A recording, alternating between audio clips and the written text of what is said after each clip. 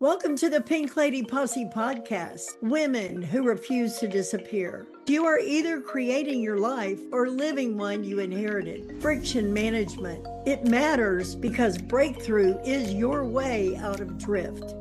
See the drag? Return to say, let's go.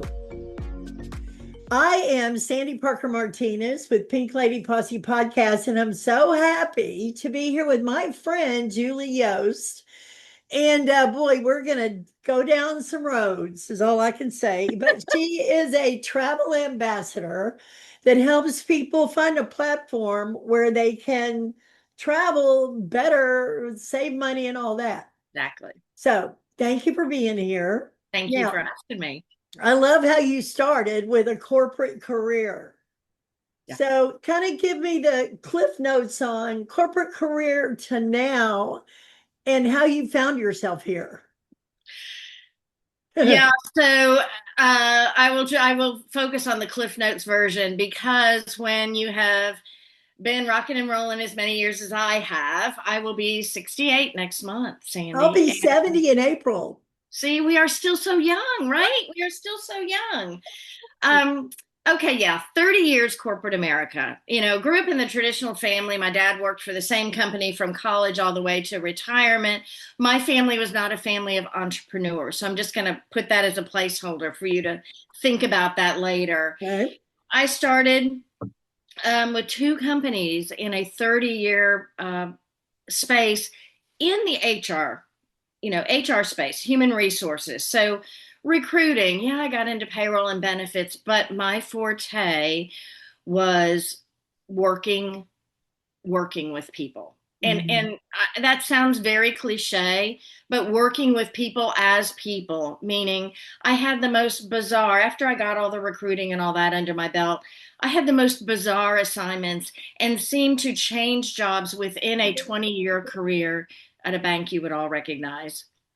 Because every 18 months or so, I'd be tapped on the shoulder to do something different, to take some of my skill sets and invent a job. I often did that. I saw a need and I brought a solution and I created a job. And doing that, not being afraid to do the things, I've never liked to do the same thing as everybody else. I mean, that's just, I've never been that girl. I'm a rule follower, Sandy, but I didn't want to do the same thing as everybody else. So if I saw a need, I had the courage to provide a solution and would step up to do it. And because of that, I was able to avoid being relocated from, I was in a minor city of Houston, being relocated in order to further my career. So that the reason that's important is because I never have been afraid to do the things other people haven't done yet.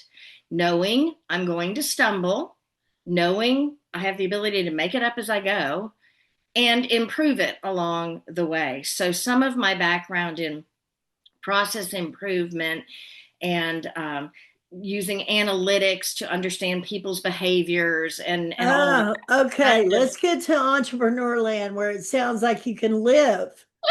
Oh, that's But it was a horrible. great foundation. It truly was a great foundation. So here comes 2008 almost. I'm at the end of that 20-year career. I have the opportunity to kind of re engineer my existing high performing. I always had wonderful people I surrounded myself with, high performing team, and kind of engineered myself out of a job, right? I had always said, Lord, if you can provide me a financial way that I could start my own business, I promise to honor that. So through this severance package, blah, blah, blah, blah, and we were having a grandson who was coming who potentially was going to have some health issues. I wanted to be available for that. And, I was just done with the corporate world. So here I go out again. Remember, I'm not from a family of entrepreneurs, but I thought, you know what? I know how to train. I know how to work with managers. I know how to influence people's behaviors to their own betterment. And I started a coaching company. I started working with an all-female real estate firm and taught them how to run their meetings and did some training for them and some personality trait training. And from that, I got a referral to their broker. Started working with his team, got a referral to his builder, started working with that. And over a course of, I don't know how many, you do the math, 2008 until, I have off and on done coaching, leadership coaching, restaurant owners in Tennessee, physicians' offices in Nebraska. It doesn't matter what the business is. If you know how to work with people and you really genuinely want to help them be their best, you can coach inside any kind of a business. So I did Okay. that. So how'd you get to travel? Oh my. Okay, so I had a design business in there for 10 years because I've never done one thing at a time. Okay. I mean, I always have two, most entrepreneurs do, right? You know that. Mhm. You're going to have multiple streams of income. I don't know whether it's just my hummingbird personality or what it is, but I always have a lot going on. Easily distracted for sure. I just don't have a one track because when I'm doing one thing and I think about this. So that is an answer to your question. I've done all kinds of sales like supplements and premium skincare and I don't know. There's probably others in there, right? Never did Tupperware or anything like that, but I mean something But where you I could felt like have. I could have. I love to work with women primarily. It's been women, although most of my coaching clients have been male. But I love to work with humans who, when you talk to them about a product or you talk to them about a service, you can actually watch their countenance change when they realize, I do look better. I do feel more confident. So it is a way for me to serve people. But through all of that, slinging products and all of that, which I was very good at. And I built some good companies and I built some really good teams and was doing that actually when you and I first met at that Right. women's conference years ago. I got into the place in my life where I didn't want to be dealing with product inventory. I didn't want to be dealing with shipping delays, back orders, things waiting on a cargo ship out in the middle of hoo-ha. And I really was kind of getting done with it. And then I picked up the phone and I called a friend who I'd worked with before, respected her highly, and said, this is kind of what I'm feeling about this company I'm currently with. I don't really know what I want to do. Just being open, right? And then the Lord Right. starts talking to you. And it was through her. She said, it's funny you brought that up. A couple days ago, I joined a new company. It's a digital travel platform. The company I'm with now, oh, and let me interrupt myself to say, she told me about it. I looked at the comp plan in less than 24 hours. I have joined this, shaking in my shoes, as I always do when I do a new thing. But your brain neurologically, nervousness and excitement gives you the same um, body functional outcome. So I was feeling all the things like, what the heck are you doing? You are reinventing yourself again. But it ticked all the boxes.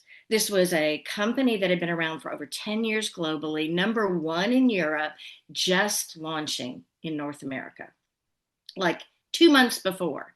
Opening, fertile ground. And that may scare a lot of people. To me, that's like, woo, that means the opportunity is wide open. So I don't care. Some people haven't heard of it. They're going to hear about it from me. And so I joined, and what it did and what it is doing now, 7 months later, it's allowing me to introduce people to a better way to travel. I'm not a travel agent.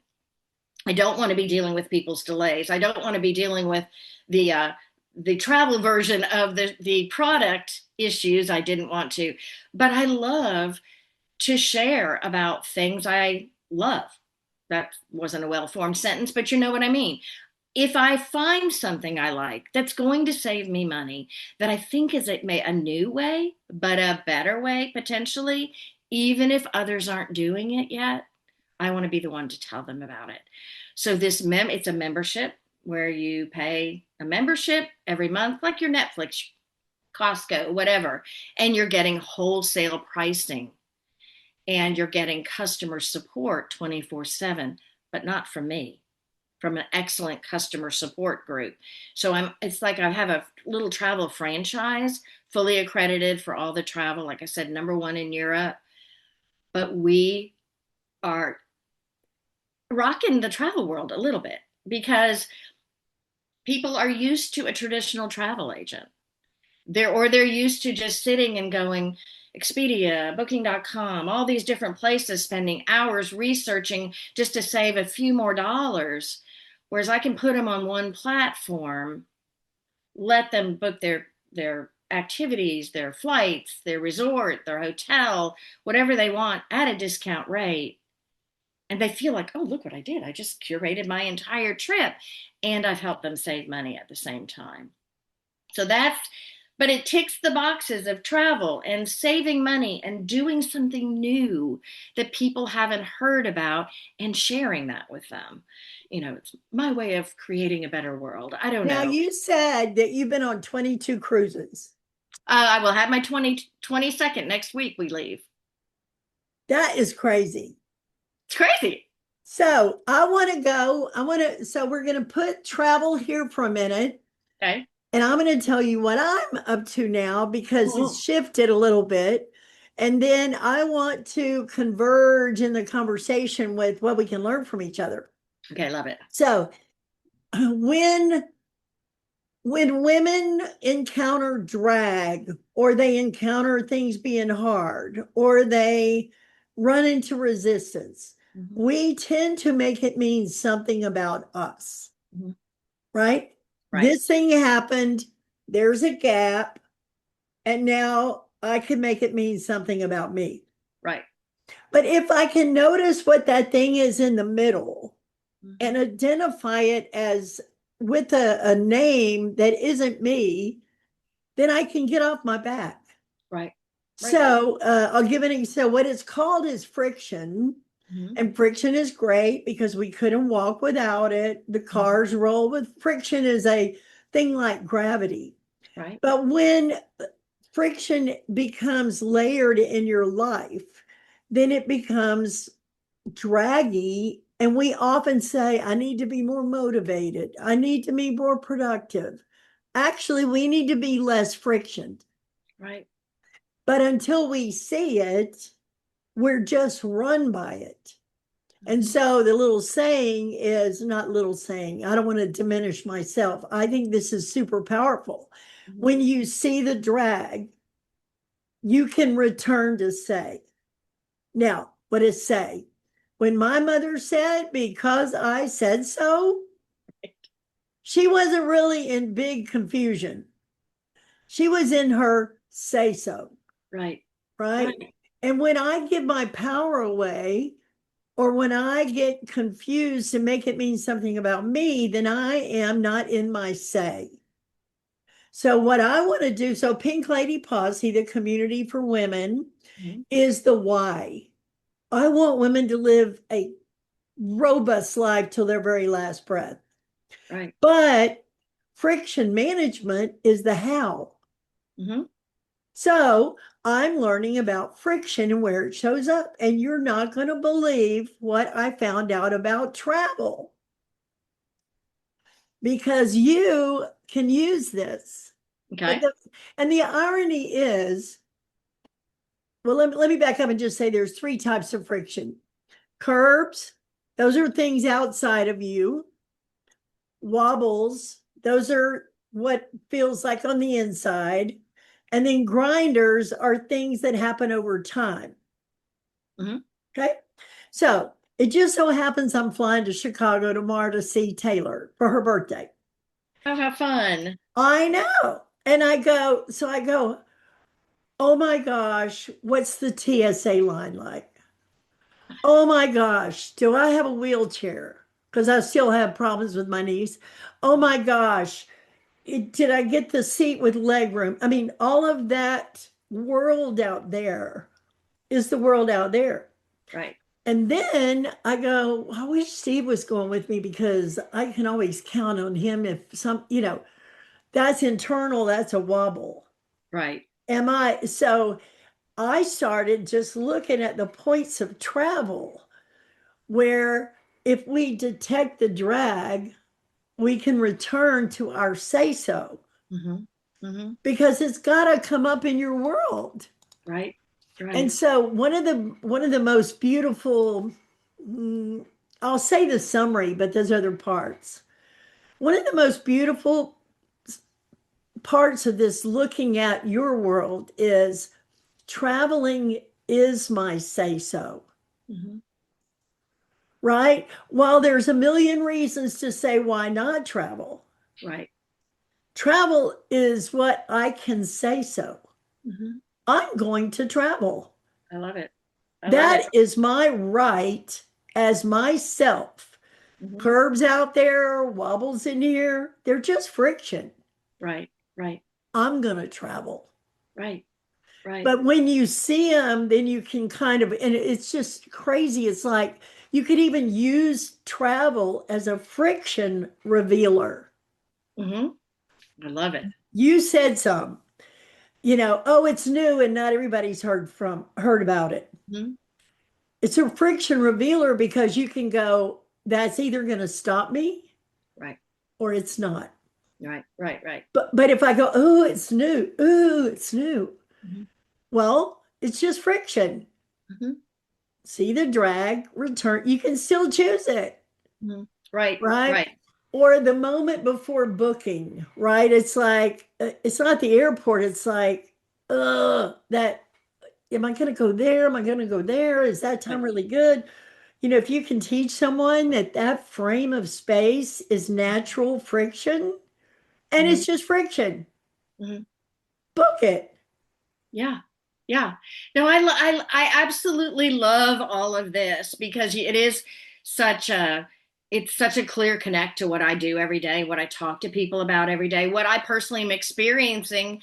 Last night I was making my final decisions as to what are we going to do in our day in port in St. Kitts and Nevis, right? Mhm. Now, just to reveal something about myself, I'm slow to decide. Once I Okay. see something is right, I I will make the decision and I'm committed to it unless I need to veer off because it's not been a good decision. But I have analysis paralysis, and that's But just the you way said 24 hours you made a decision. right, right, right. But I have been thinking about it for a while, Okay. right? No, Okay. so I'm not going to give myself any credit not that I am not worthy of. But the thing is, I know that about myself. And so I know that I can stand in the grocery store in front of five different brands of peas, and it might take me a bit to decide what brand of Okay. peas. So that's just the way God made me. I'm slow to decide.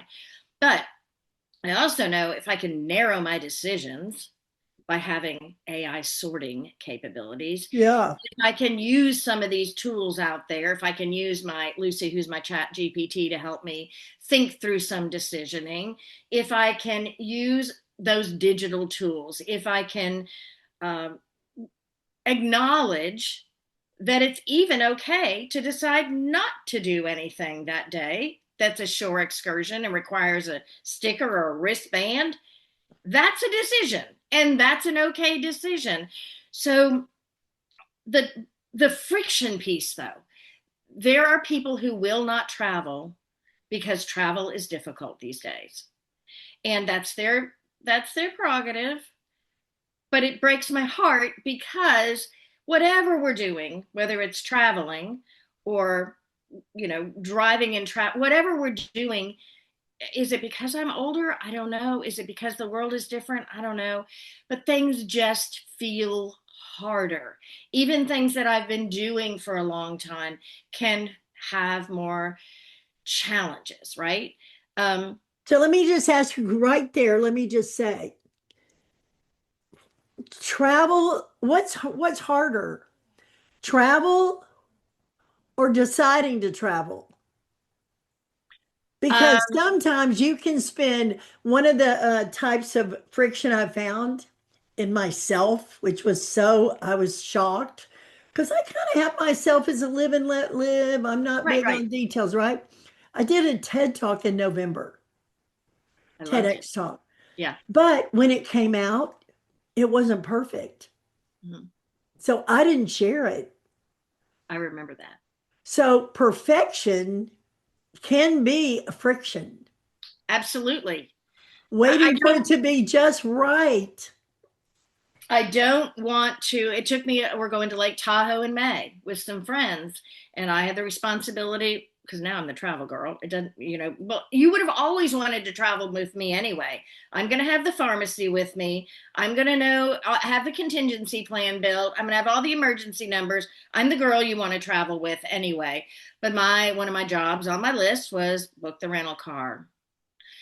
Okay, well, do I want a mid-size? Do I want a full size? Do I want an SUV? I mean, so I do that to myself, but making the decision and kind of going back to what you said about perfectionism, at some point you have to decide, right? So saying about the people who don't want to deal with it, you have to decide at any age, but definitely at my age for myself, I have made the decision I'm not going to stay in my yard and wait to die. Okay. Some people my age are doing that. I have people all the time, Sandy. I've already revealed my age. I'm not afraid of that. I'm proud of it. I've got the battle scars and wrinkles and all that to show it. Well, all I'm going to say is that skincare you were using must have been doing a good job because you look pretty I, good. well, thank you. Thank you. That's the plan. That's the plan. But I hear all the time from my peers, just older and younger than me. Okay. And like when I started the travel, what are you doing? When are you going to retire? Well, I don't know. Probably never, right? Because how sad if I ever got to the point that I felt like I was done learning, boring. How sad if I ever got to the point to say, I have nothing of value to offer to others for free or for a price. Horrible. Why would I? How? I mean, I've never been in the situation, Sandy, where I've had all the money in the world and I never wanted more. I'm not a greedy person, but having income gives you choices. It allows me to take that cruise. It allows me to do something special for no reason for our grandkids. It allows me to give myself additional security as we move toward retirement. I don't have to touch my retirement plan because I'm bringing in money doing a variety of other residual income things and coaching but it's about the relevance. I mean, I look at again at our age, and this is not about an age thing and it's not really about a women thing. I wish everybody would think this, but I remember, I can't tell you what age I was, but I remember one time when I walked into a room and realized nobody noticed me. So this is pretty vulnerable right now, but I had to think about this when you told me the topic, where I felt like, have I reached an age where I'm becoming invisible? Have I reached an age where people don't view my opinions as important or relevant, or am I behind, am I blah blah blah, you know and I'm not the only woman who has felt this. And so I became really intentional as I watched some of my friends, kids are leaving the nest. Now I'm not a mom anymore, and some of them weren't wives anymore for a variety of reasons, and they're not in the corporate workplace anymore. And so people in my circle, it was as though they were losing their identity. And I was afraid of that. I'm not afraid of a lot, but I was afraid of that. And I very intentionally said, okay, at a time where others may be allowing themselves to shrink, I'm intentionally going to expand. I'm going to fill a room where even though I'm 5'2", they're going to not they're not going to be able to not notice me. Too many double negatives there. But I don't, I'm not, you know, cute anymore. And I'm not the new kid on the block anymore. I'm not any of that stuff anymore. But I'm a lot wiser. And I'm still loud and but I'm just going to remain relevant however I can, because I feel like I have a responsibility to other people. God has put me on this earth for a reason, and with purpose, I need to intentionally continue to expand. Does that annoy others? Absolutely. Does it? There, oh, yes. I think it does. I've actually been told, What? quiet down, quiet down, be quiet. You've had your time. But a lot of it is, I think, people who don't understand the whole entrepreneurial world. They don't understand doing multiple things at a time. They don't understand that after the age of 65, you can still be working.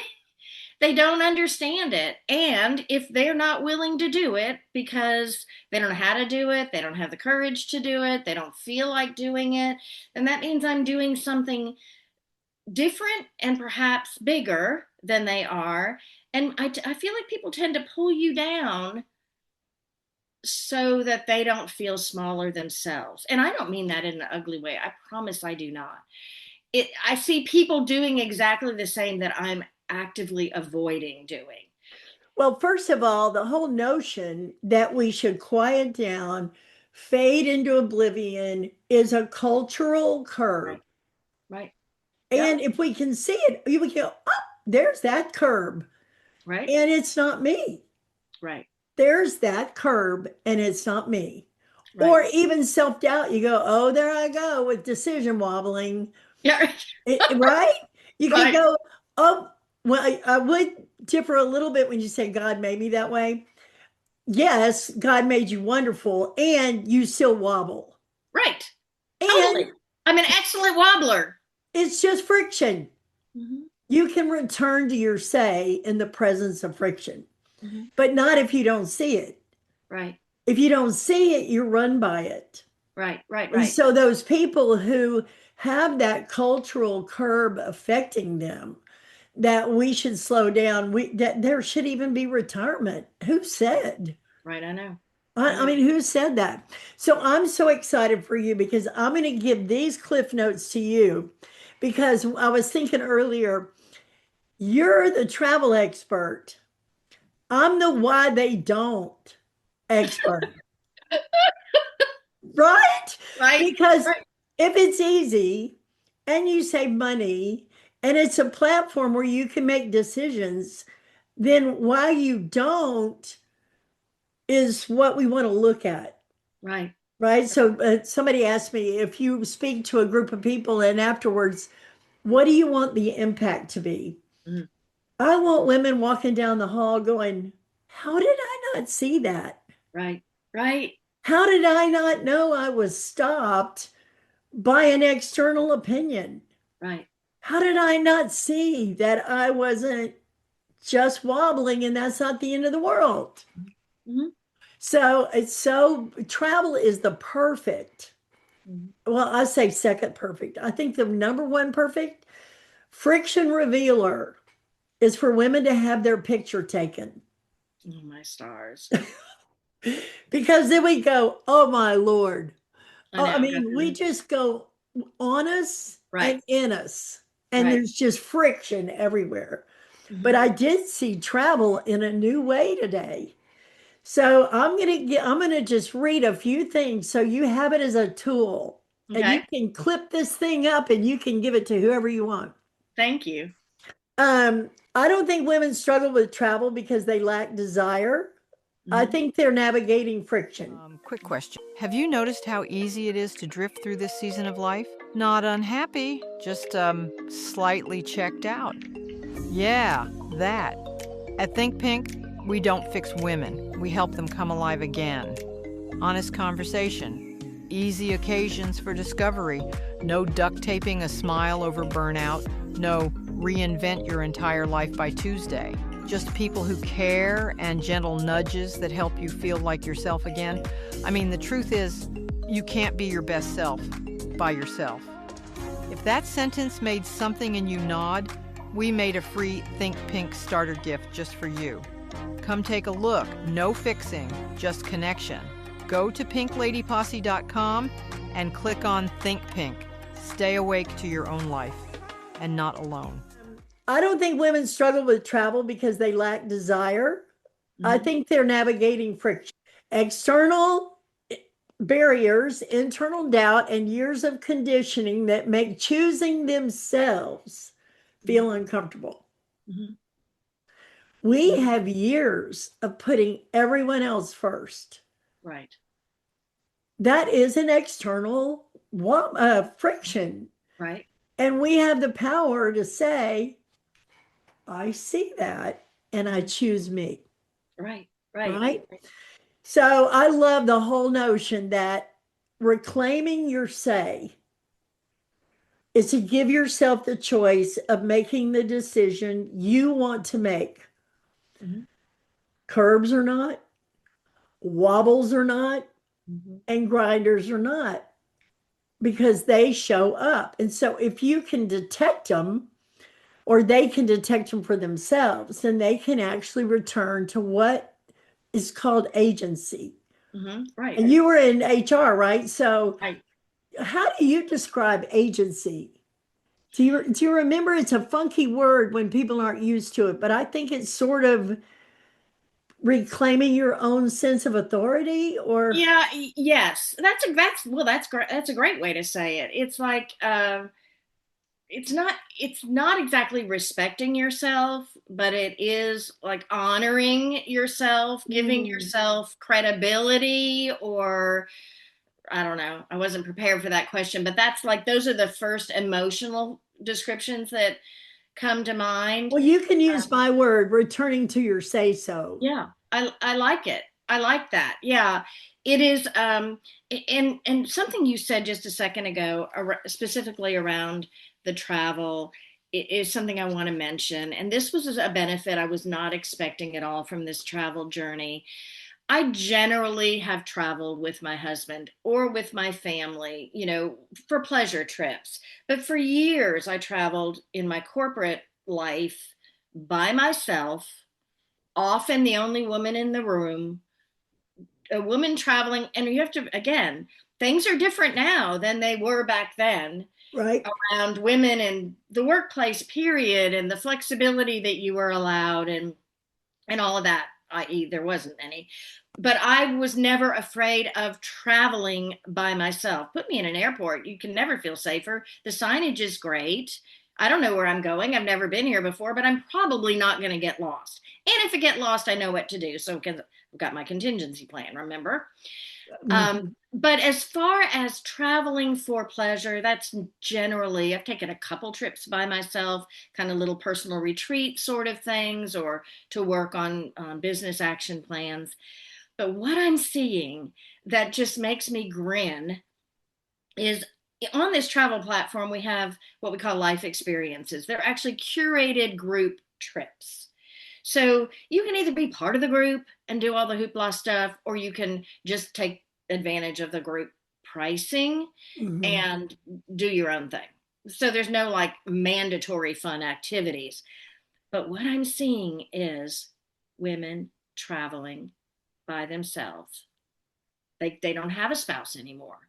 They don't have a friend they want to go with. They've always wanted to go see the tulips, but they didn't want to do it by themselves. Right, right, right. They're going on trips that they never would have taken before, That is and so they're beautiful. coming back changed. Why are they changed? They've seen the thing that's always been on their bucket list. They've met new people, so their social life is enriched. They are proud of themselves because they had the courage to do something that they never thought they would be able to do. That's a big So deal. it's a huge deal. It's a huge deal when you are planning a trip with help or without help to make the decision. And then you get on the plane, you've gotten through using your TSA. You have made the plans, you've got the paperwork, you haven't forgotten anything, you've made it through TSA, you get on that plane, and what do? I know, right? Finally, now I can start my vacation because I'd done all the work ahead of time. And my sweet husband, who would tell you this about himself, his job is to carry the bags and drive a rental car if I've rented one. And that's about it. He may not remember what port we're in the next day Right. because he just goes along for the ride because he's been married to me almost 46 years. He knows I'm going to do all that stuff. But back to the finally doing something for myself is a gift I can give to myself. But having the ability to do something like travel by myself. I went to Dallas a few weeks ago with a group of people, met people from all over the world. I've got friends from Russia now, friends from Canada. We're keeping up on, on social media. We're keeping up, not in person now, but I have new friends for life, people I would not have met had I not gone on that trip. Now, Dallas is an exotic, right? I was there for business, but I went on one of our life experiences and was able to get 4 nights plus a welcome reception for the price of 3 nights, even with my World of Hyatt benefits. Now, let me ask you, were you not on the stage at that event? I was on the stage. I saw you. I know, that was actually a picture that was the same outfit, but that particular picture, and those who know me well know now, and I've had my cataract surgery, I don't have to wear glasses all the time. That picture was from an event of last year where I was on the stage. I was teaching a T-chart tool to my peers. It was kind of a train the trainer sort of deal. You would love this story. That was a situation where I had a 30-minute slot. I had my notes. I was ready to go, beautifully prepared, as I will always be, always open to whatever the Lord puts in there, though, because it always is better than I had planned anyway, which is exactly what's happening on this meet as well. But I got up on the stage under the worst stage lights. You've been on stage many times. Yeah. Sometimes those lights are bad and you can't even see the front row. Sometimes those lights that they are blinding. In that moment, within the first 5 minutes, remember, I've got a whiteboard. I'm going to be doing a lot of visual. Within the first 5 minutes of that 30-minute slot, Sandy, I could feel an ocular migraine coming on. Oh my gosh, I had those. I'd only had it twice before. I knew the symptoms. And those of you who don't know, I don't experience pain, thank God, but you're losing your peripheral vision and you don't have depth perception and you feel dizzy, like a vertigo. Oh my gosh. And in that moment, that was one of those, core memories I'll always have. In that moment, I had to decide, okay, you have dressed up. You have prepared for this. You have people waiting to learn from you. Lord, you're either going to have to push me through this or I'm going to have to get off the stage. And I pushed through it. No idea what that whiteboard looked like because I couldn't really see what I was writing. Boy, I hate that feeling. But I did it. And I got down off the stage and they were clapping and it was great. And 45 minutes later, I could kind of see again. But it was one of those moments where you push through the fear. You have to just grab onto courage and the fact that you're prepared. And you feel like I'm there to serve other people. This isn't about me. I'm there to serve other people. And the show's got to go on. So that's what that picture was from. And I pulled that out because I was having one of those days where I knew I was doing all the things and it just wasn't coming together like I wanted it to. And that picture was a reminder to myself. Yeah. That you can keep doing it and it'll come back together. But what you said is a golden nugget. Courage isn't the absence of friction or fear. Right.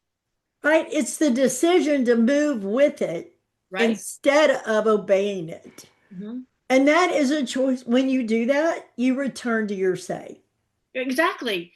And it is, people who say, well, I'm not getting any traction or I don't see results or I'm not, well, you have to do the thing, which is often scary, in order to get, the results are going to come on the other side of that.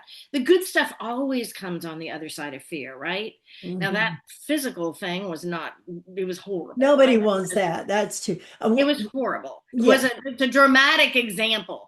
But in the day that I posted that picture, and thank you, I'm glad you got to see that. That was a gift to myself, to a reminder that you're going to fail forward.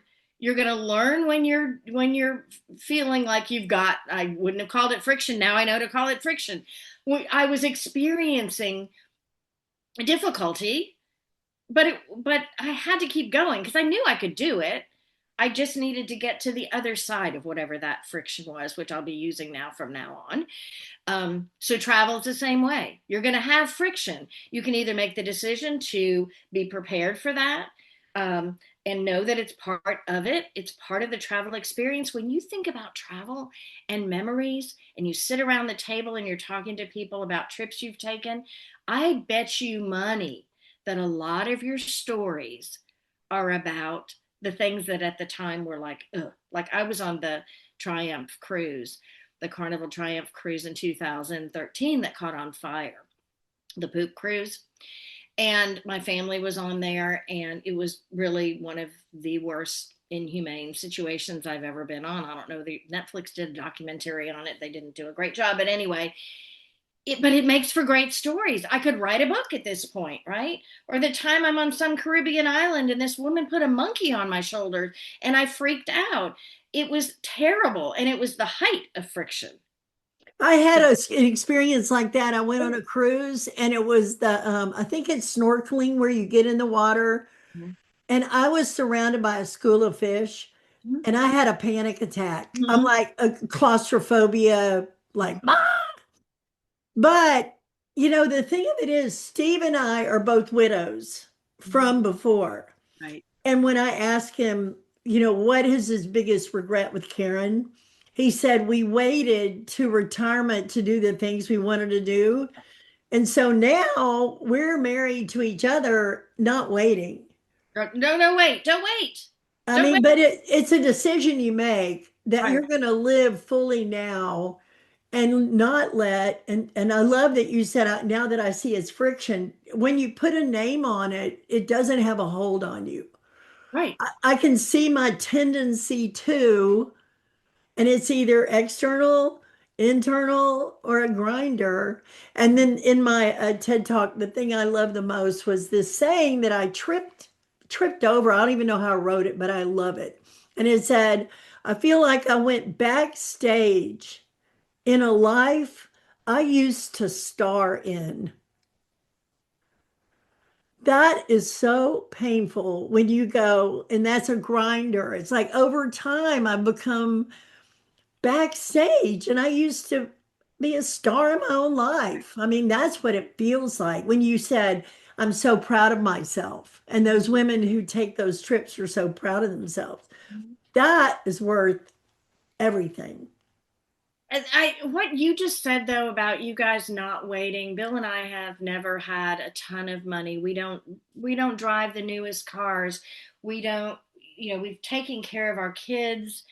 We have taken care of our marriage and ourselves individually by spending money on not things as much as Experiences. experiences, opportunities to make memories, etc. And so people say, "Oh my gosh, how many been so many cruises and how blah blah blah blah." Well, I mean, there was a time we didn't do it. Bill was a stage 4 cancer survivor. We weren't traveling then. But talk about a wake up call. Whereas all those years, where even if it was one night at a hotel down the street, just as to pep up your romance or whatever, we did the things, and that's what we spent our money on. And now we can sit That and is so beautiful. talk about memories. Remember when we did, I can't remember what island that was on, but remember that again, the monkey was a traumatic, I'm not a big monkey fan, but it was a traumatic experience for me. But we have those kind of things that we're talking about. I can't tell you what he gave me for my birthday when I was 45, but I can tell you that for my 40th birthday, we were on a cruise ship. And those are the things that are important. But here's the other thing I've really realized about travel is you have to save for it. I mean, you can't generally do it for free. There are some things you can do on a budget and, put together your own walking tour and things that don't cost a lot of money. Always look for a good price, get the best for the least amount of money. And I'm just wickedly good at that, even before this travel platform, which makes me even better equipped. But it's like, do the things you can to save up to have that travel experience. I can't believe it's already next week we're going to go. I've been planning for this, but it's not just planning doing the work. It's planning and salivating and having that. I have a bad day. It's like, that's okay. I've only got 3 more weeks till I'm going to go on vacation, or it gives you something to look forward to get out of the mundane of your day to day. And my husband's retired. I'm not retired yet. We're both busy, but there's a semblance of Groundhog Day when you're not in a normal Monday through Friday thing. So you got to have something that you're going to look forward to, something that you are excited about, something you can talk about together. But this is the other thing about travel that I don't want people to miss, and I think they do. When you're getting out of the mundane and doing something out of the ordinary, experiencing new things, expanding your horizons, meeting new people, seeing new things, it's glorious and it's enriching and it's wonderful.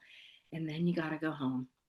And people are like, oh, I got to go home. I got all the laundry. I've got to get back to work. I'm going to ask people to flip that script and say, I just was enriched. I had this fabulous experience. And when I get home and I'm in my own bed, and when I can eat a can of Campbell's chicken noodle soup instead of escargot and bouillabaisse and all these fancy things, there is a blessing to come home when you've built the kind of life that you could have different and new experiences, but when you also have the life that's comfortable to go home to. But if you don't go away and do something new, you're not going to have the perspective to come back and also value the day to day. It's mundane before you go, but when you get back to it, there's a blessing and comfort as well. But And you know what? So I've heard it said that you're about as happy right now as the life you're looking forward to. Say that again. You're about as happy right now as the life you're as the looking life you're looking forward to. So I'm going to Greece in the fall. And right now I'm making my Canva pictures of, Mykonos because I'm going to go there. And you go, so what you're looking forward to does have a tremendous impact on your well-being. Mhm. And I love what you said about when you get home, it's who you get to be. Right. Like you've been who you wanted to be. And that's like the juiciest thing of all is that if you get to be the human you want to be. Right. Right. And so that's where this whole thing started. So I am so happy you could be. I'm going to give you my cliff notes and I have a friction profile. You can go to, I'll give you the URL, frictionprofile.com, I think, and take your friction profile to learn which one of the friction types you're likely to be tripped up the most consistently. Okay, good. And even if it's all three, you go up, I spot that friction. I don't have to be run by it. I can return to my say. Right. I can choose courage. I can choose courage in the face of fear. I can choose courage in the face of responsibility. I can choose being myself. So I'm so happy that the world gets to find out about you and travel and the yumminess of life like this and people like this. And just today's the day to live. It is. It is. And it is a gift because we don't know if we're going to have it tomorrow. And so to your point of don't wait, and maybe you're not traveling to Greece. Maybe you're traveling to Fredericksburg. Maybe you're traveling to Alabama, for goodness sake. The hotel down the street, just to get yourself out of the normal to see what you look like with a new experience. And I'm excited to take your friction quiz. But I guess the thing that I would say about that, whatever my results are, is I am better served when I expect that there's going to be, I used to call them speed bumps.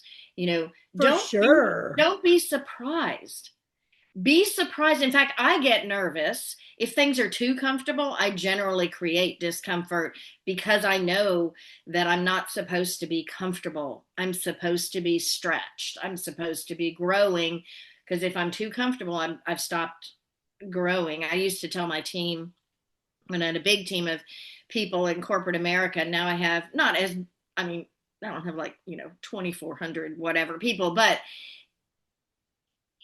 if you're starting to get too comfortable, if I see you getting too comfortable, I'm going to push you.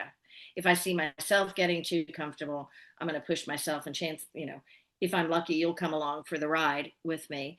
But the worst thing that could happen is to stop growing, stop being excited when you see a distraction. That is, yes, it's a distraction. Yes, it could be hard at the time, but if you really embrace it and not be surprised, then what's going to be on the other side is so much better, because you've survived it. You've survived it with courage, maybe not always grace, but you've gotten something out of it to where you're a better and bigger person, and you're going to be even more relevant to other people and more beneficial to other people. Whether it's sitting at home in front of a laptop influencing people, or whether it's out in the world talking about your life, but more importantly, asking them about their life so that you can learn from them as well. Miss Julie. Miss Sandy. Thank you for being with me. It's so yummy to learn from you. And I'm glad to know you're doing well. It's so good to see you. So I'm going to say, go to pinkladyposse.com, click on podcasts. You'll see Julie coming up, and we will see you there. Have a wonderful time on your birthday trip with your daughter. Thank you. Fly safely. Allow plenty of time in TSA. And that's my travel tip for today. Thanks for tuning in to Pink Lady Posse Podcast, where women go from what now to what's next. Come join us at pinkladyposse.com, where we share community, resources, and tools to support your next beautiful chapter. With love, light, and a little lipstick. See you next time.